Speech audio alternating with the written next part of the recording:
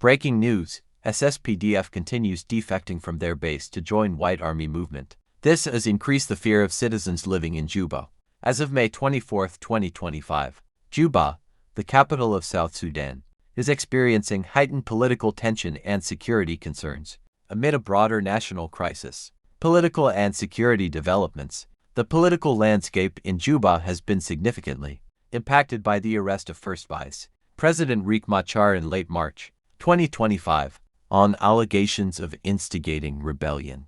This move has strained the fragile peace established by the 2018 agreement, with Machar's faction, the SPLM-IO, declaring the peace deal nullified. The government has also arrested several other opposition figures, including Petroleum Minister Pruitt Konkol, further escalating tensions. In response to the unrest, President Salva Kiir has reshuffled the leadership of the ruling SPLM party, promoting second Vice President Benjamin Balmel to deputy chairperson.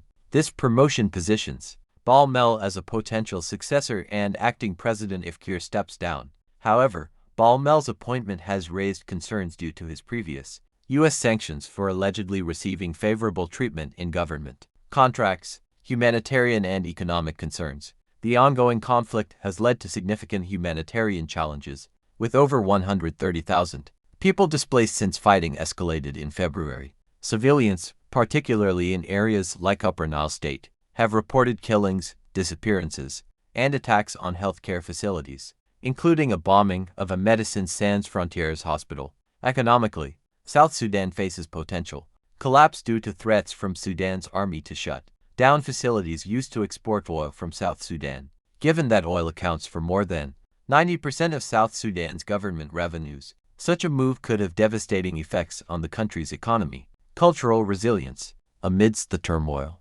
cultural events like the Pajulu Cultural Festival have taken place in Juba, celebrating the rich heritage of the Pajulu people. The festival, held from May 10th to 12th, aimed to promote unity and peace among South Sudanese communities, emphasizing the importance of cultural values in fostering national cohesion. In summary, Juba remains a focal point of South Sudan's complex challenges, balancing political instability, humanitarian crises, economic threats, and efforts to maintain cultural identity and unity.